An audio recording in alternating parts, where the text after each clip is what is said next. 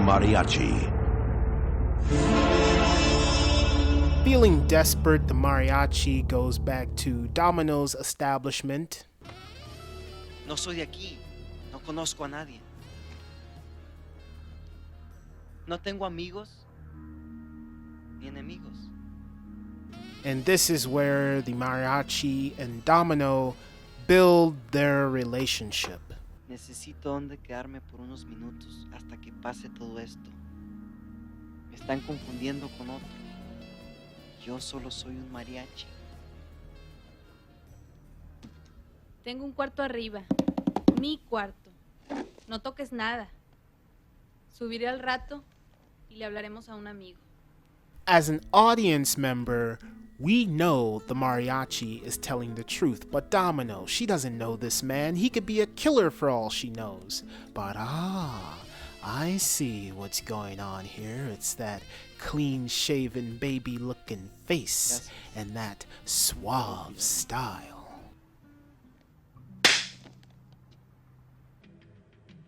I really I love the score to this film because the musical cues are so on point.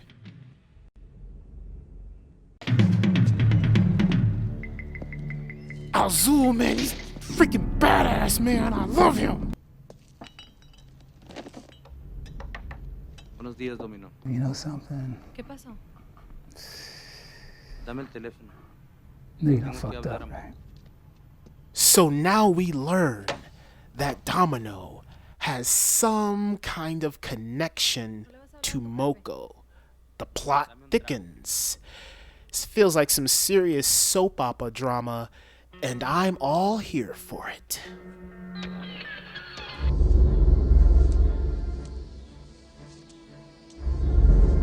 The musical cues are so on point. Moco, se me fue. Me disparó.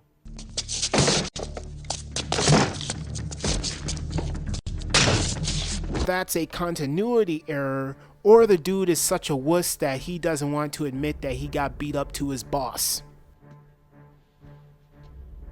¿Qué pasó? No era una guitarra.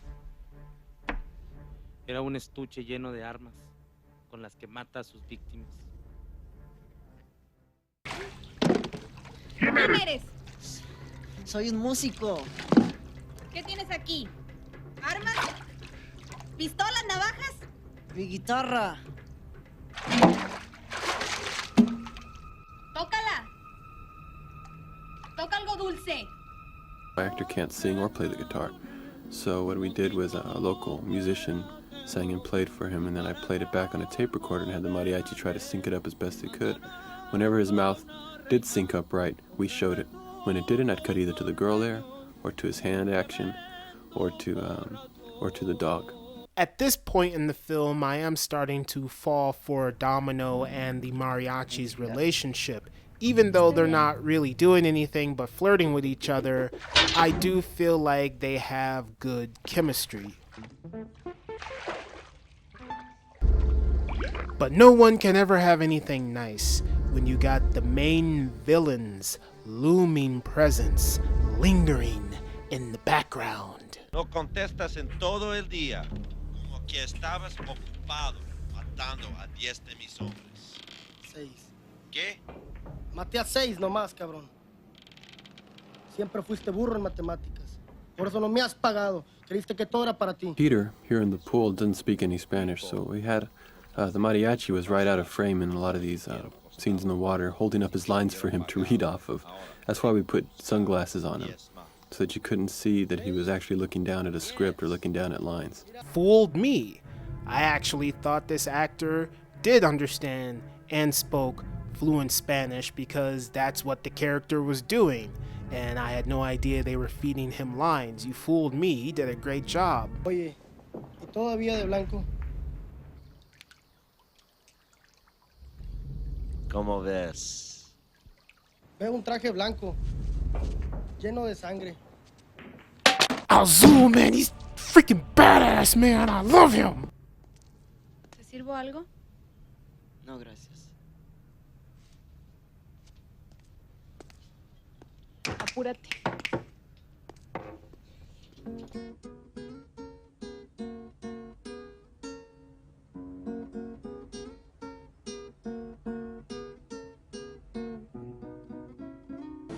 This is Juan Suarez. He's a local exterminator who's a musician on the side, and he wrote this song for our movie. I'm recording it with my sound setup, which is my Marantz tape recorder and my Radio Shack microphone right there. That's me actually holding the mic up. Now, his lip sync is pretty good right here, but it cuts away because he goes out of sync. He's pretty good sync this first few lines, but then after that it's all over the place because the mariachi didn't have much time to practice the song. So all these shots of the girl, all these reactions are because he's out of sync. Fooled me, because I actually believed that the mariachi, this actor, was legitimately playing these songs, and I had no idea that it was a pre-recording that they were using to make it seem real. You fooled me, man, because I thought it was legitimate.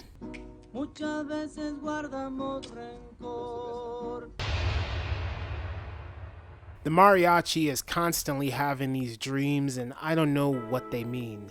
It could mean that he's having a premonition and he can see the danger that's about to come, because normally when he has these dreams, something bad is about to happen. These dream sequences were supposed to be premonitions into what he was going to become, and I had roughly sketched out what was going to happen. But like this freestanding door that we found, it's this building completely blown away, and the door stood there and it still worked. We were just driving by one day and we saw it, and we said, let's include it in the dream scene. So we put it in.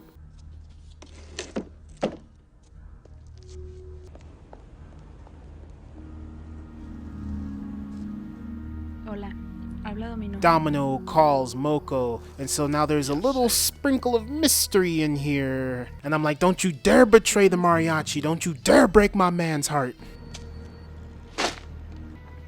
Abre.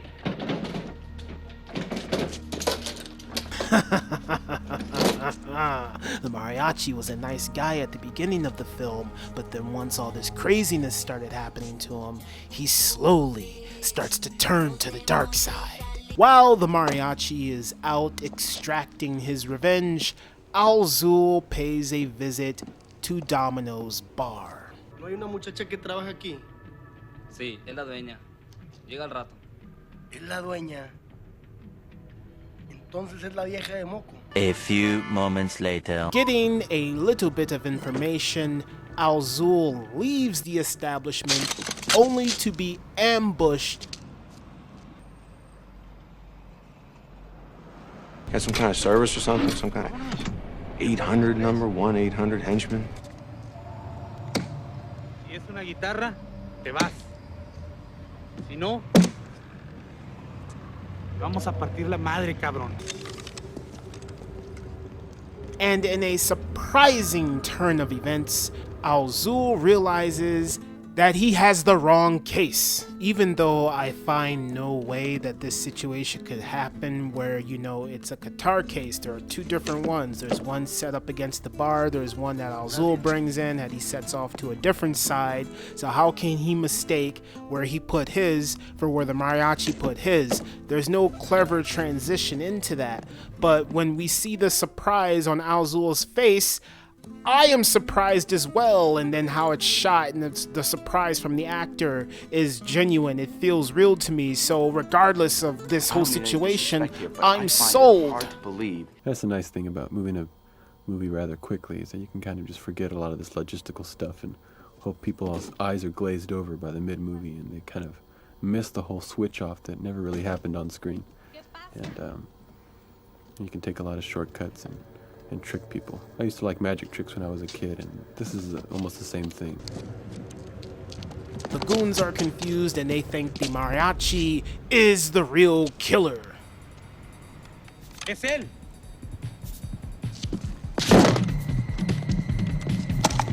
The mariachi really turns to the dark side because now he adds more bodies to his body count.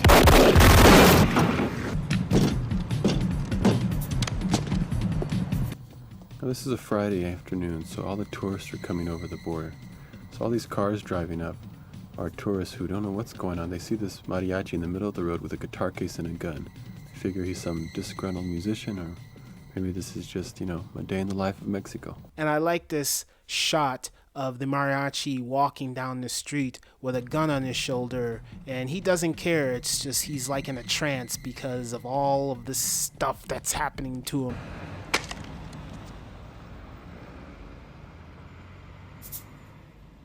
Pensaron que me podría defender contra tres armados. Call this number. Usando esto. 1-800. I need fucking help bad. ¿Dónde estabas cuando entró al bar? Estaba en el teléfono, hablando con un amigo que... I like you a lot. As a matter of fact, I might even be falling for you, so don't go breaking my heart now, okay?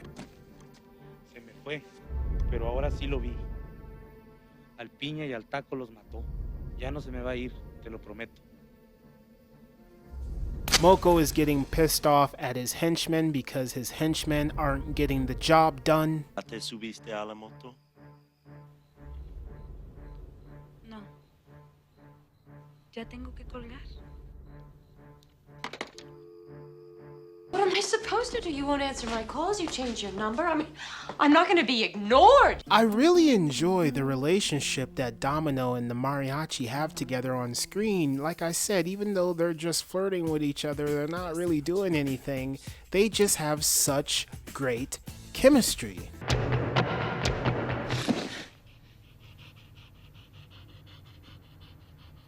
The mariachi goes out on a stroll trying to purchase a new guitar, but then, all of a sudden, he gets ambushed by Moko's men. Carlos, he's from this town, so we went to the cops and said, you know what, we'd like to borrow a couple of your machine guns if you would allow us to. We're going to put blanks in them, and you can lend us one of your cops to watch us. We're only going to use them for a few minutes at a time. But what happens when you put a blank in a real gun is that the blank jams, so it wouldn't repeat fire, it wouldn't even work as a semi-automatic.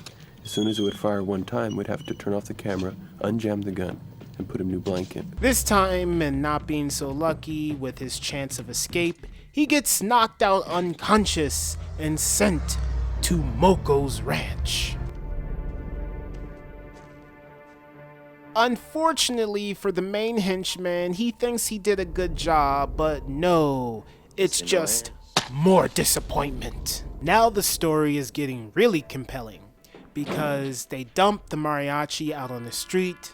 Then Alzul goes to visit Domino to get his guitar case, but then realizes that she knows the location to Moko's ranch, and they believe that Moko is holding the mariachi hostage. Domino and Alzul go to Moko's ranch believing that the mariachi is being held hostage there, while the mariachi goes to Domino's bar believing that she is there, but then realizes that Alzul took Domino to Moko's ranch and now the mariachi is in pursuit. I find this moment between Domino, Moko, and Alzul very compelling because I don't know what's about to go down. There is a standoff happening here, and it's very compelling and intense because the El Mariachi's in pursuit. Is he gonna save the day? What's about to happen? Alzul's about to get his money. Everything seems to be going smoothly, but then Domino has to mention the mariachi to Moko, who gets jealous. Te juro que la mato. No la matarás. Yo la mataré. When Domino got shot, I was like, no, my God, that's so shocking. I can't believe they killed her.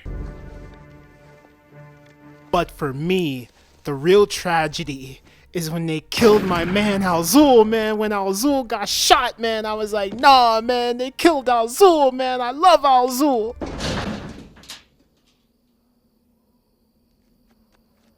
The mariachi shows up, but it's too late.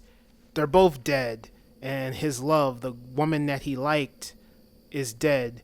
And then Moko shows up, and he mocks the mariachi by shooting him in the hand. Ahora, vete de aquí y llévate tu mano. But then the mariachi rises up Since he's already fully committed to killing people, he has no problem in blowing away Moko. And seeing how Moko treated all his henchmen, especially the main one, like shit, they have no problem in turning a blind eye to his demise. Lo que quería era solamente ser un mariachi, como mis antepasados. The ancestors. Pero la ciudad que pensé que me traía suerte, me trajo maldición. God, a person could go crazy thinking about this. Perdí mi guitarra, mi mano y a ella. Con esta herida no sé si podré volver a tocar la guitarra. Y sin ella, no tengo amor. So it's something that, in my mind, I've always wanted to have that road and living with the dog behind me, and I'm ready for the future. But in all essence, it's really like an homage to the Road Warrior. Because as artists, you do your thing, and then other people, see the painting a little bit different. So for me, that's what it is. For Robert, it might be something else as well, and for you guys, something else. Fate whispers to the warrior, a storm is coming. And the warrior whispers back, I am the storm. Hi, I'm Robert Rodriguez. Welcome to Troublemaker Studios. Robert Rodriguez is a competent filmmaker. He knows what he's doing. He knows the shots that he wants to capture before he even accesses a camera. Basically, I'm just shooting as an editor, getting my coverage that I need, but doing it all in one take, rather than I'm never going to use that threat in a wide. So I'll go ahead and get it in a close-up, and I've made the decision. I've made the editing decision as I've shot it. And he uses his resources and the tools that he has at his disposal to bring his visions to life. You can see that he's got the guitar in there. It's supposed to be the weapons. What I actually do is cut to this other case. It's a much heavier case, but it doesn't have a handle, and the top of the lid is wood colored because the black material was pulled off. And I was too cheap to paint it black. He's truly an inspiring filmmaker. He seems like a very nice individual because he's releasing gems to the masses on how to create their own films. So you want to make a movie? You don't want to spend a lot.